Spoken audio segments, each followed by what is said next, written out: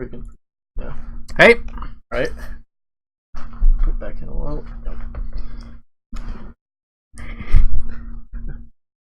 Top-notch production There we quality. go. Nailed it. Super high production quality. Cool. So I'm about to hop into a game. Or I just got bumped from the... Got bumped from the queue. Oh no. Now we do have 4 minutes and 50 seconds to fill up. That's sad. Maybe we can try. Alright, I don't know. Maybe you can talk us about maybe who you're gonna play? We can do that first. Are there any questions? Oh, yeah. Let's see if there's any question. Now's a good time. Maybe to orient a little bit. I'm a graphics engineer, so I work on mostly engine, rendering. I do artist tools and UX also a little bit. Yeah. Bobby here, if you want to say a little bit about yourself. I am a software engineer and a game designer, and a really bad prototype artist. So if anything ugly is still in the game, we've gotten rid of most of the really placeholder stuff. It's probably my fault. We still have some Bobby VFX in there. Yeah, a little bit, here and there. A little bit. Yeah. I think all my sounds are gone. Probably. Yeah.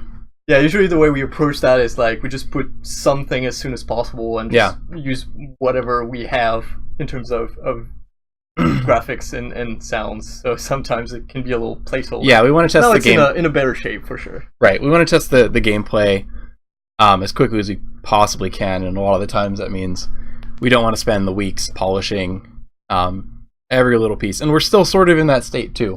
Yeah. We're at a much finer level of detail. Much more polished version than we were even like a month ago. Yep. Now we're mostly doing some tuning. There's still a lot of stuff art-wise and UI-wise, particularly that changed pretty recently. Actually, we got to a polished state about a month back in terms of UI. We're still experimenting with a lot of different layouts, especially considering like how different Guardians of Atlas is from traditional RTS games and MOBAs. It's neither, and it's actually a very hard challenge for in-game UI because you just handle your units very differently. Yeah, it requires a lot of attention and a lot of very precise control. We way back when we had the tab selection that you might be familiar with from StarCraft 2 and a lot of RTSs where, you know, to use the abilities of a particular unit, you'd have to tab select through, and that was a nightmare. That was a nightmare. We started with that just because, well, obviously you have a ton of units, and we really like the interaction with the abilities, and we try to use that a lot. But when you do have like 6 different units, and maybe like 2/3 of them have abilities, some of them have multiple. But at first it was kind of hard to fit everything in a meaningful command card, so we just started with the obvious, which was just using tab selection. Yep. But then we realized that since we're like pretty fast-paced interactions and ability casting, like keeping track of tab was just a nightmare. Then we did a lot of experiments there. We ended up where we're at now, which is the command card has like particular spots for every single ability. So switching between different selection, control groups and stuff actually doesn't mess with that. Yeah. So you know that if you have a Pyrosaur with Flame Breath on E, then you know that that ability will always be on that key, which is actually super helpful in the middle of combat because you don't have to worry about that. Yeah, you've got good hotkey consistency. Doesn't matter what other units you pick. Thanks to Neil and Jordan, they like worked really hard to make sure that I pick a frost color, it's always going to NT to not mess with your muscle memory. It was tricky, but it's in a pretty good state. Polish-wise, this is also our first game mode, right? We're already talking and discussing and designing the next game mode. We have pretty concrete ideas on what we want to do. We don't want to share anything. Yeah, it's a little too early to give any promise there. All we know is that we have a lot we want to experiment with. Having a very good like tight base gameplay control wise and just interaction wise lets us do a lot of further experiments there, which is great. Right. And that's the main point of skirmish mode and getting this out in front of everyone, is that we think we have a lot of really cool units, and we think the battles feel pretty good. Yep. And we want to get a lot of feedback on the gameplay, the art direction, everything from you guys and the general public, and then use all of that to continue to work on different game modes. And we don't want to, make promises about what will or won't be in these on the next game mode or the ones to follow, but we're definitely looking to add a little bit more beyond just army control. We don't want the strategy just to be about controlling your army. We want to see if we can add additional axes there. So okay, we have a couple questions before we start. Well, we're Yeah. waiting for the queue to pop. First one is control groups. Yeah. So we do have control groups. Right now they're bound to control and shift and numbers. You start the game with 3 pre-bound control groups, which by default are 4, 5, 6. You can change that in the settings. Those maps basically to your 4 basic buildings. Just making sure I'm not saying nonsense. 4 is your production, so that's where you build your units. 5 is your core. I have. Core upgrade. Yeah, we that's changed core. our settings. I have so a different I'm not set of I don't quite hotkeys. remember. 4 and 5 are Command core. basically your command core, where you can extend your resources, and the last one is your upgrades, where you research upgrades. Yep. So yeah, definitely control and shift. Pretty classic RTS control group. Yeah. bindings there. And I throw in a couple other auto hockey groups. My tilde is all army and captor or hero. We used to call it a captor. It took rhyme. I was gonna play a rhyme. I'm gonna let to see what other people pick. Rhyme I think is really well rounded. Just generally a safe pick. Yep. For my control groups, I have 1 bound to all of my army without my hero and 4 bound to my hero, and then I use 2 and 3 dynamically based on small sets of units I want to split off. We use the Alt key. When you select a unit and you Alt a number, it's going to remove that unit from other control groups and then add it to that number. So if I have everything selected and I have something I want to split off, like a Juggernaut, to go push on its own, I'll select it and do Alt 2, and then it'll be gone from my army hotkeys. So I can just use True to follow up with it. Let them know that you're streaming, just as a courtesy.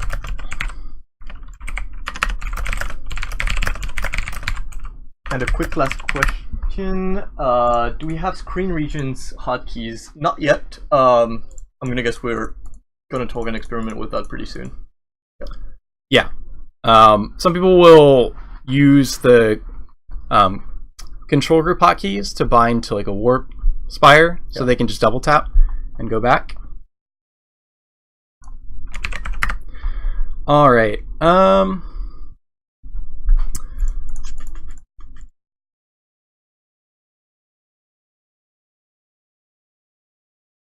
Well, let's see. We don't have much tankiness unless he goes Ice Frog heavy.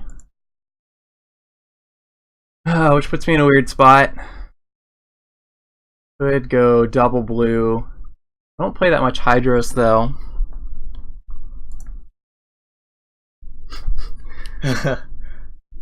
It depends. Alright, sure. He probably has enough tank in there, yeah. Gonna be Deadeye or Free Fires? Let's try Deadeye. Let's go Conduits. Actually, Windray is a good mix in. As you play more and more, you start to like really feel slot restricted. There's so many things that I really want here that I'm not gonna get.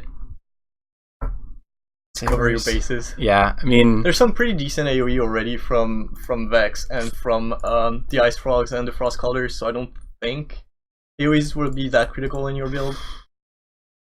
Deadeye will definitely help a lot in picking up like key targets, especially if they have some casters. I really wanted to get that, so. Alright, we're gonna go a little risky here and get no patch bots. No patch bots. Just because I want to have some guaranteed late game damage. Yep. Yeah, so basically in that setup, Rhyme will be the one doing most of the tanking. The Nautilusks and the Ice Frog late in the game will be most of the meat shields. Vex going pretty heavy AoE damage. Pyrosaur will be like really good at dealing with the Celestial Wisps. That will be pretty good. Let's see what they have. Well, they've got a pretty similar composition. They are going Purifiers. Very heavy. Gonna have to watch out for like the freeze and potentially getting frozen in the Purifier range. That'll be pretty hard. Yep, they've got Frost Callers. They've got a lot of zone control. Yep. A lot to worry about. Ember Fiends put down the slow-moving heat wave. They've got purifiers and precognitors to protect them. Got ice frogs and blizzards.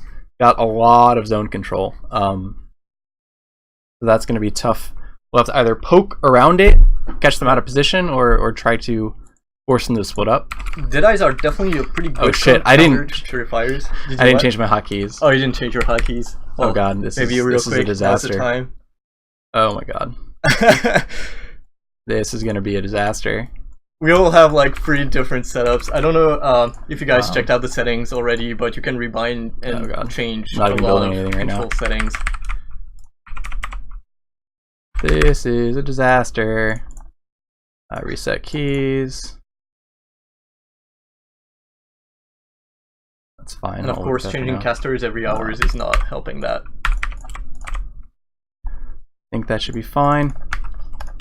Thankfully, the early game is pretty standard, especially if you're going for a safe route like this.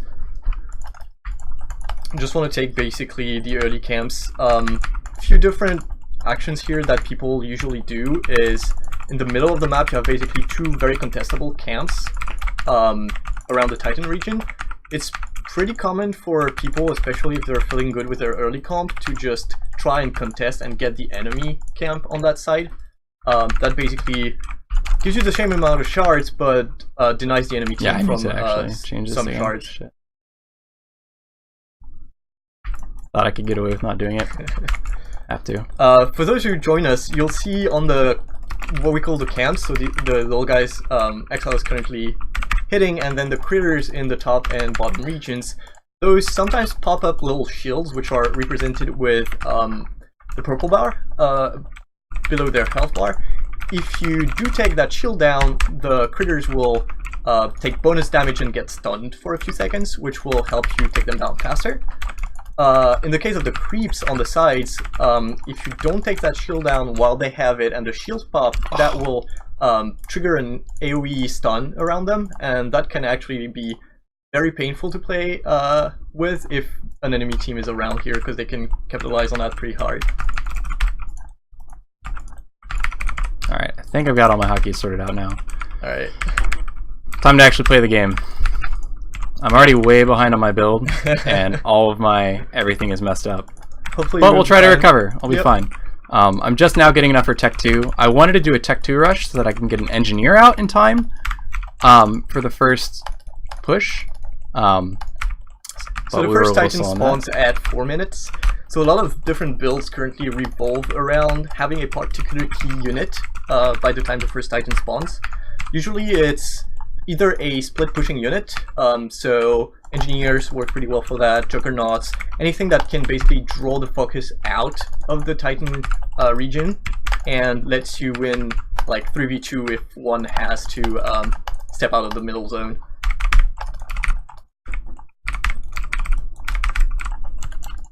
I got tech level 2, going for my engineer. Yep, so usually what happens is, like, in the early game there's a couple of different strategies. The pretty default one is to split your team 2 and 1, so in one region you hold 2 people. Usually it goes 2v2s, sometimes it's just 2v1 and then the other region has another 2v1. In this case they're staying together quite a bit. That basically lets them just make sure they won't be contested in that region. The downside is that, well, the other region is not contested either, so it's basically free farm for both. It's also a little risky right now because they don't know where the enemy team is. It's a pretty safe bet to say that they're in the North Critter region. Either that or they're collapsing on them. Yep. They actually have a pretty good amount of damage early on. They're both, all of them are playing ranged units right now. The enemy red has already a few Cinder Beetles, which are pretty good at just chasing and just soaking damage.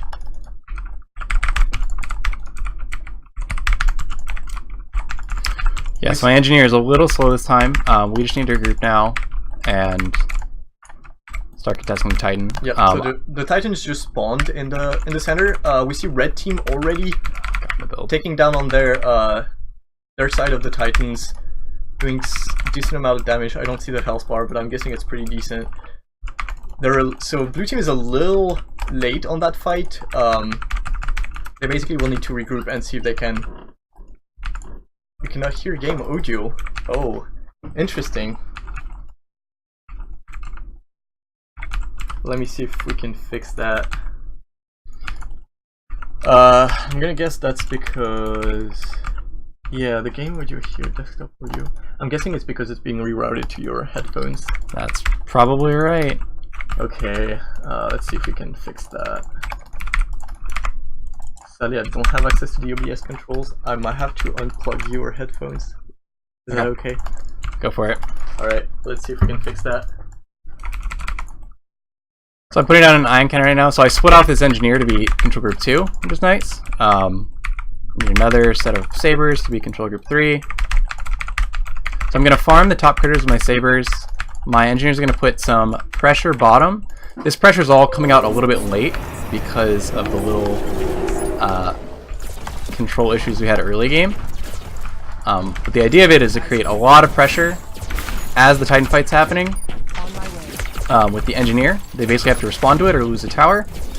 And then while also farming top with this saber. I'm gonna try to be a little greedy with my engineer here and get a little bit of healing in. If you can get in range. Actually, I'm gonna bring a back saber for the next tower. It's okay if they get one tower. That's pretty standard. See if we can stop this other tower from dying, but might be a bit too late. Okay, I think we're good with the sound on the stream. Sadly, I had to unplug Bobby, so he will be playing without sound, which is horrible. We'll make sure we fix that for the next stream. Alright, so I'm gonna repair with my engineer.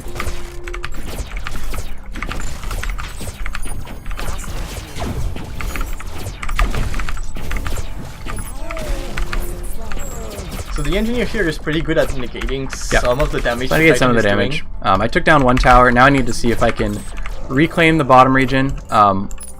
We should try to contest that. And I can put an ion cannon right here. On my way. Unit production complete. And to pick it off, they had sabers. Getting a little greedy. I can rebuild my engineer pretty quickly, but it's going to take some time to build. This is still a pretty good trade for us. As you command. Definitely did not need to lose my engineer there. Yeah, as you can see, the raptor on the right collecting some shards. So whenever you destroy buildings, you get usually a fairly substantial reward of shards. It's not as much on the early towers, but it gets pretty substantial as you get into the more core defenses. Yep.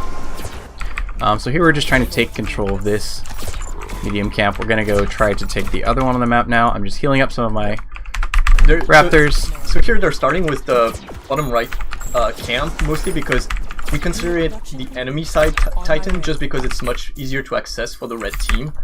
They have a really good avenue, and they have the 2 brushes, which lets you gank pretty easily there. So if you can get that camp early, before they can actually do yours, yeah, they're actually doing it right now. Yep. And if you can secure both this and your own side of the Titan, you can get a pretty good shard lead there. Fix here. We want to get vision of that. Alright, we picked it off anyways. Yep, it's fine. Going pretty well for us. See if I can get some more.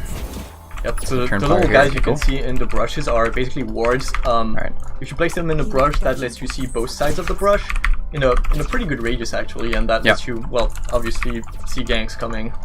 Alright, so now I'm going to use these sabers to farm bottom. On my way. My raptors are healed up now, so I'm going to take this critter and then I'm going to start clearing some camps. So what's your plan for the next Titan battle? For the next Titan battle, I'm going to try to put out with a few Deadeyes, hopefully as my AP upgrade finishes. I'm hoping to farm up enough shards to also start my second AP upgrade pretty quickly afterward. So this camp, you really just want to pull it back to the healing generator. Also, depending how far the enemy team is in terms of research now I've got and shard, you can expect some of the tier 2s to actually come out for the next Titan. So that's where you can probably expect some purifiers and some and maybe some Rosterinos some Pyrosaurs now. Oh, if they research tech level 3 early. Alright, got everything out.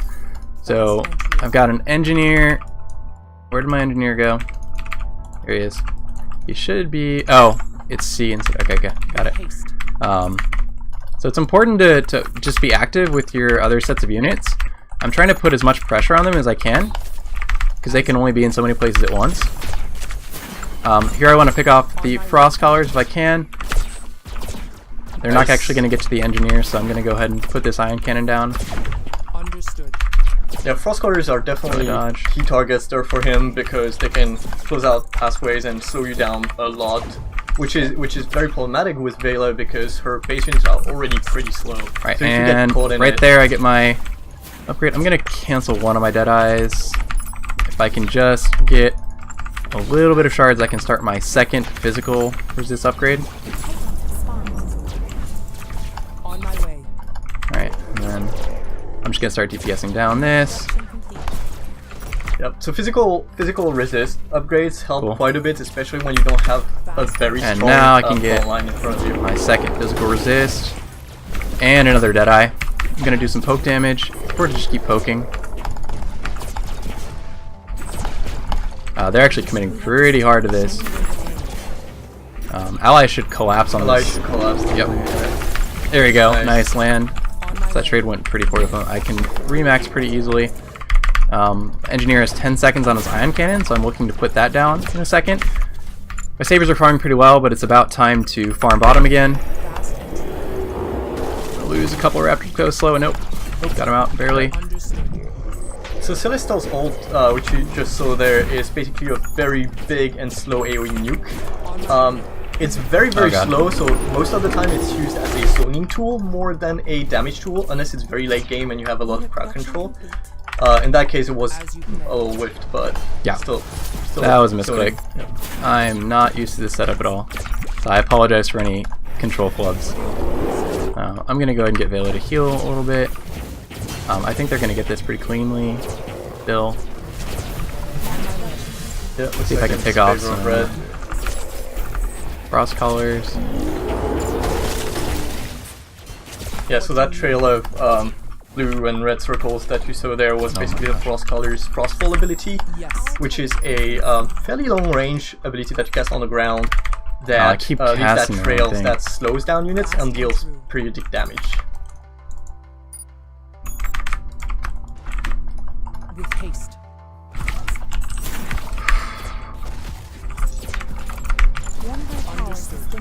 Okay, so I'm putting down my ion cannon, which I flubbed again. I keep thinking it's X. It's X when you're playing with different colors. It's sort of weird. So I need to see if I can get an angle with my Deadeyes.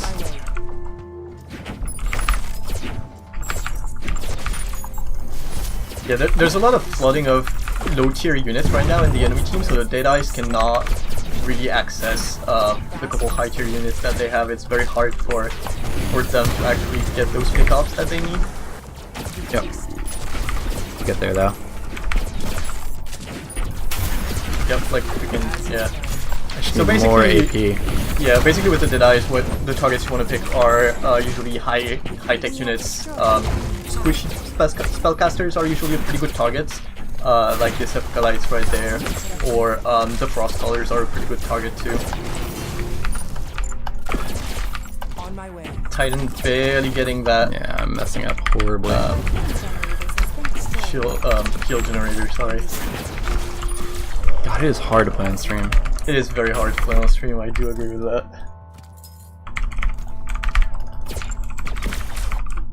Alright, so... Fast and true.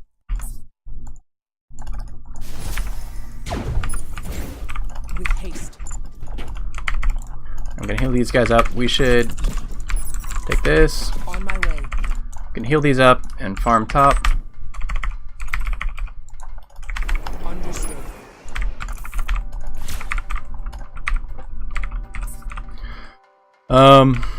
Fast and true. If I get more shards, I think I need to transition off these. Yeah, Deadeyes are usually like really worth when you're playing versus very high-tech armies. So it was a good pick versus purifiers. If the enemy Celesta was going heavy purifiers, would have been a really good counter to it. It's not as effective just because they're not getting those those high tier units just yet. They had a fair number in the second fight. I just got them out a little late.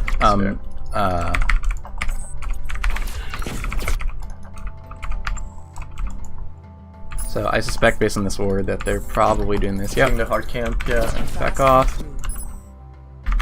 So usually when the hard camp spawns, what you want to try doing is getting one of the extreme titans, so either north or south.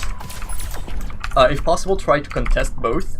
It's also a pretty good time if you have units that are pretty good at picking off other units to just go and poke on the other side while the enemy team is doing theirs. You basically want to do that because on your own side you have safer hard camps, which also give the same amount of money, which is a lot. But you can basically do the contested titans first, and then go back to your safer ones later. Alright, so I got that pick off. This is going decently well for us. I'm farming top just okay. My engineer up in a second.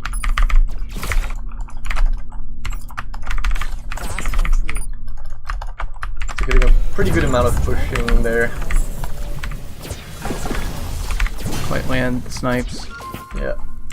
Getting some red getting some pretty good destructive prophecies there. So destructive prophecies are those red AoEs on the ground with the laser coming down. Those deal really high burst AoE damage. It's really good at picking off squishy targets that are in the back of the armies. Yeah, now we should back off and clear our camps before the next Titan fight. So they're trying to pick that off, which is fine. It already did its job. These guys get this off. Yeah, so in case you haven't exactly been following what's going on with the engineers, Bobby has been trying to frequently put down iron cannons on on different sides of the map to apply pressure on the enemy towers. Usually it's either the enemy doesn't respond to it and you get, well, free towers, or they do respond to it, but then it basically have them commit to that fight and you potentially have more time to do your own thing in the other side of the map.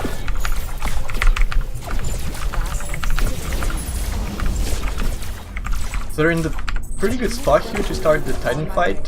They deal a decent amount of damage. Blue took quite a bit of damage too. Alright, they got my sabers finally.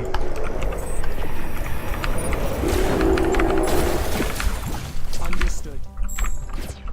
Yeah, Vex taking a lot of damage from those apocalypse shots. Red team doesn't have that much to the fight yet. Bobby was forced to use the Vela ultimate there to escape those sabers. Sabers do quite a bit of damage. They're pretty squishy, but they're really fast. And when you compare that to Vela's basic unit smooth speed, which is very low, one of the lowest in the game, it's very hard to just kite them. So that was definitely a safe move there. DPS wise, I think it's pretty tight. Red team doing a little more damage, but it's definitely not set yet. Pretty good pickoffs here. Cross-color almost going down. Definitely got a good pickup on the Apocalypse there. Conduits are really good units at just like making paths. Basically you just open them or cast their abilities and they will fire in a line and deal damage on that line to the first enemy's hit for a few seconds. I don't have the exact number in mind, something like 8. It does a lot of damage. It's pretty good at either picking off far targets or just dealing with like very heavy tanks, things like that. Pretty good at clearing for sure. They're definitely on the winning side of this fight. That's really good for them. The third Titan is like really strong for destroying enemy structures. It's starting to get a lot of damage done, so this is going to let them basically do a lot there. Their Titan will spawn with their their Titan will spawn with a little bit less health than if it wasn't contested. Basically the way it works is when you when you battle around the Titans and you damage your enemy Titans, it will take some of its health down and it will regenerate a certain amount of it when you claim it, but it won't get full health.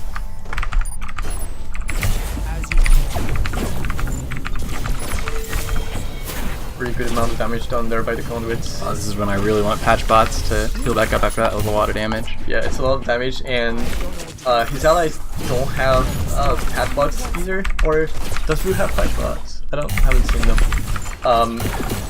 Usually what's good is like when you don't personally take patch bots, it's really someone else nice gets if them, yeah. someone else gets them, because they heal regardless of who's owning them. It's just like it heals any unit in the team.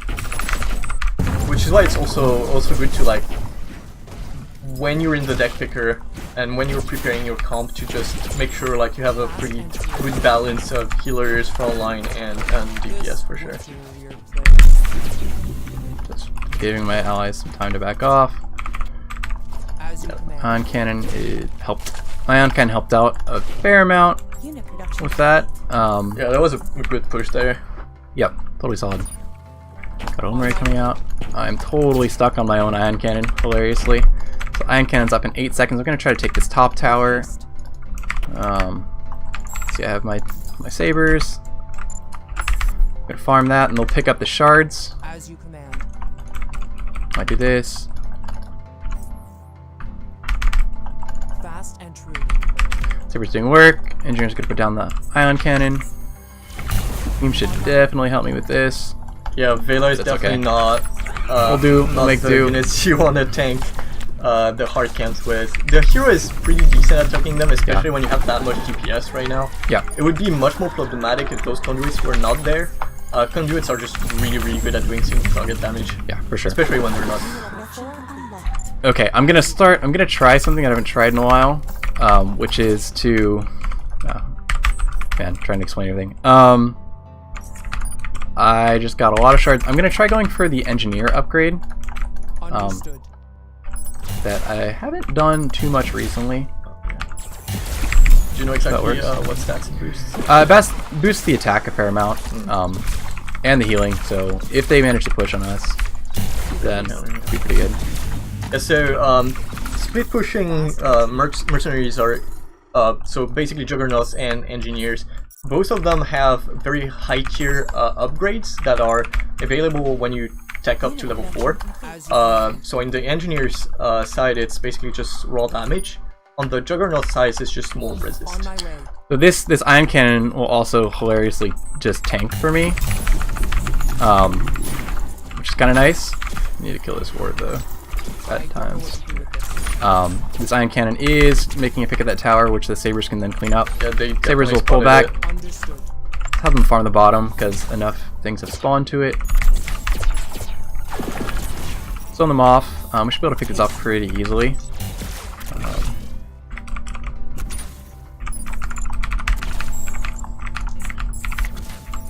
On my way. Just Yeah, so using my structure-wise, marker it's pretty symmetric right now. Blue team has lost most of its defenses in the bottom side, and red team has lost most of its defenses on the top side. So it's got some interesting movements there. name. Poke a bit. Picked off one saber. That is one thing about the sabers, is like most frontline units can tank snipes pretty easily, but sabers are very squishy frontline units, so they actually take a decent beating from it. Yep. So my engineer should be coming up. Let's see if we can take over here. Oh. Fast and true. Dude, this is a bit greedy, because if they come here, then Yeah, there's not much. I don't vision have. here. Yeah. This If they were to collapse Alright, on so him I've here, got- it would have been in a very bad spot. Yep. And I have my drill lasers on cooldown, but I took that tower out pretty quickly. He does have the ult of cooldown, which is always an escape key there. So it's the ult. Yeah. that's gonna be Engineer, part get of out! the No! Oh, The body block is real. a lot of ults going down. A really good freeze on the right side. Sadly, they didn't really follow up with DPS there, so Blue actually escaped like pretty well. My engineer back again. Just kiting. Should be able to deal with this. Again, like sabers Oh, really that don't was have bad. much. I thought the freeze was coming. Oops. Awkward. Haste. This never happens to me. So I'm rebuilding. Be a little greedy here. Come on, man. Get that shit. There we go. On my way. Oh, gosh. So here, Okay. basically, as Vela, you just want to be careful with any like heavy AoE damage. So pyrosaurs are pretty scary. They're fairly easy to kite as long as you don't overcome it. Our ally is on the Titan, which is nice. See if I can get an angle here. No, not quite. Just trying to pull back to get people Understood. into it. I should have my cool. On my way. Yep. So fourth Titan, if I'm Yep. correct, is up. This one dealing again more damage to structures than the previous one and having more health. Basically, Titans just scale up with the length of the game. As you command.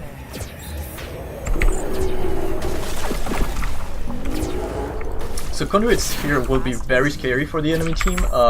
It's really good at just zoning and just piercing through armies. If they're not careful, they can lose a lot of stuff there. Blue team though doesn't want to overcome it either, because if they lose their high tier units right now, it would be really bad for them for that Titan fight. As you command. So as Vela, you always want to play like this, which is like pretty safe behind your allies if possible. It does help to have front lines, but even then you always want to keep your high tier units like really far back, because most white, most if not all actually, of White's high tier units are like really squishy. They can be taken down like really easily. Understood. Damage wise on the Titan, blue team is actually doing like really good right now. I don't see this going. Purifiers can be scary when they're alone like this and they don't have support of other units. It's not as much of a threat because, like you saw here, it's very easy to pick off, especially when you have dead eyes and conduits. Basically, if you're playing versus like high range white and you're playing Purifier, you definitely want either precogs, which lets you shield your Purifiers, or basically frontline units that you can put in front of your Purifier. Really nice playing there. Totally whipped, but I think still you've got okay. quite a few units still. Still okay. So basically here, there's multiple ways you can use Velas. You can use it just as a quick escape tool, or you can just use it to sneak up on people. There are some ways you can get invisibility detection. Sentinels let you do that if you pick them in your during your deck building, or you can just upgrade your wards to do detection too. Vela, where are you going? Where are you going, Vela? Unit production complete. Finally, my engineer. My engineer showed up a little late for the push. I really should have lost it earlier to that cleansing light. But Yeah, red team doesn't have much units right now. They don't really have the DPS to take down the Titan, so it's really good for blue right now. Yep. Ice Frog is scary. Yeah, definitely don't want to get caught by Ice Frog. That's like 5 good seconds of freeze, if I remember correctly. More if you have the upgrade. This can definitely mean like losing your entire army if you're playing white. Like, this is a good freeze. Sadly, they do not really have the DPS to go behind it. So the pretty good ult by Vex, but it's still like a little late. If you had used it like just a little easier, you could have picked up a lot of those blue units. Good ult there too. Caught the Apocalypse, which is also pretty scary.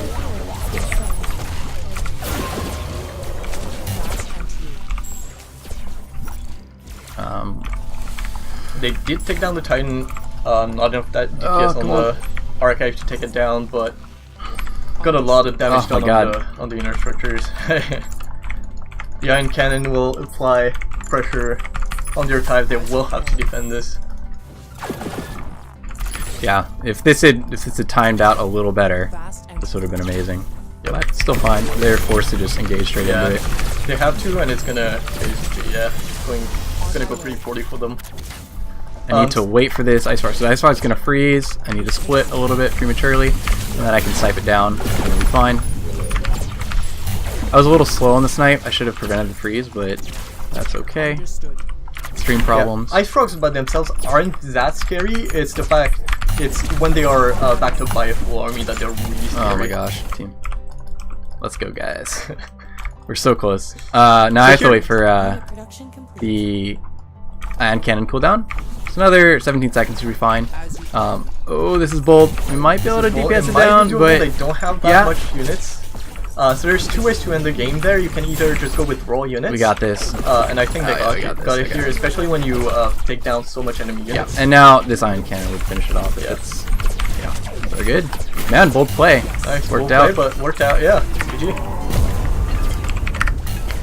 So off to a rocky start, but we corrected a little Picked bit. it up pretty well. Um, Conduits definitely helped quite a bit there, given that Yeah, composition. the conduit switch was pretty reasonable. It was pretty hard to pick off unit in the early game. They had a lot of tier 1s in the first fights, and then had just a good few key tier 2s on the second fight. Right, and the important part about the conduit switch is really to power the AP upgrades. That's what allowed me to get that little bit of extra necessary damage onto the pyrosaurs, onto the ice frogs, onto the armies, just to melt them quicker, because AP works really well with a unit that does continuous damage like that. You're always getting value out of it. You're never hitting a threshold where the upgrade's not actually helping you get fewer hits to kill. It's just, it always translates into more damage. Because it's not whether... There's two ways you can use AP, right? It's whether you want to reach a certain threshold of damage to pick off certain units. Yeah. For example, if you use Apocalypse and their Destructive Prophecy, by default they probably won't one-shot Purifiers.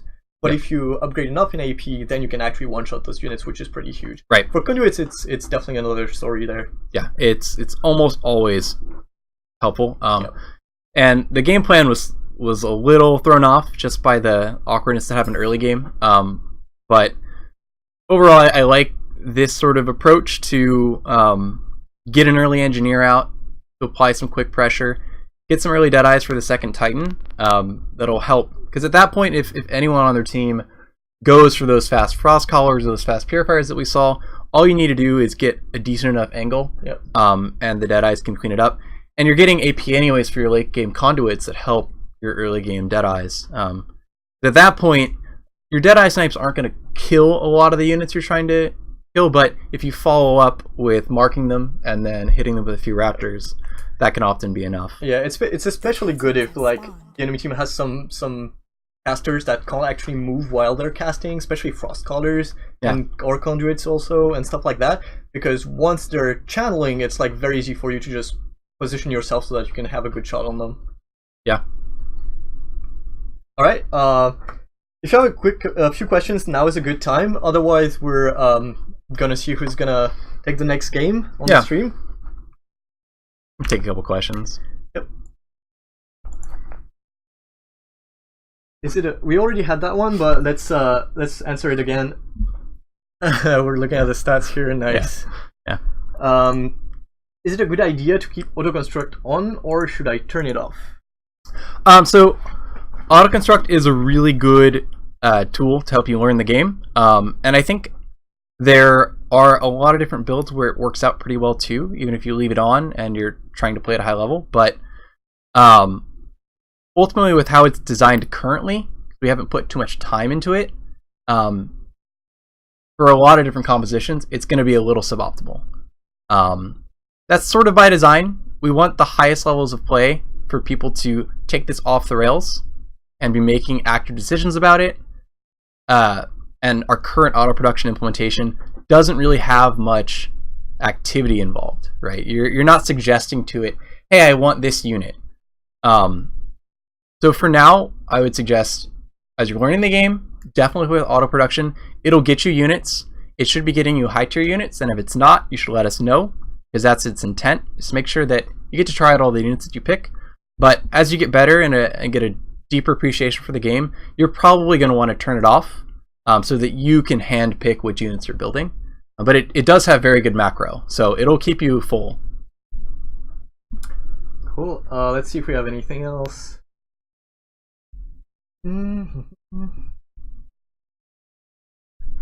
People were asking if you were playing ranked games. We unfortunately don't have a separate ranked mode yet. We do have our own internal MMR, so we are using matchmaking for these games, and we have numbers we use on the back end, but we're not exposing any of that right now. But we know. Okay, I think that's it for now. We're gonna switch off to probably another pair of streamers, Great. and we'll catch up with you in a little bit. Cool. Awesome. All right, thank you.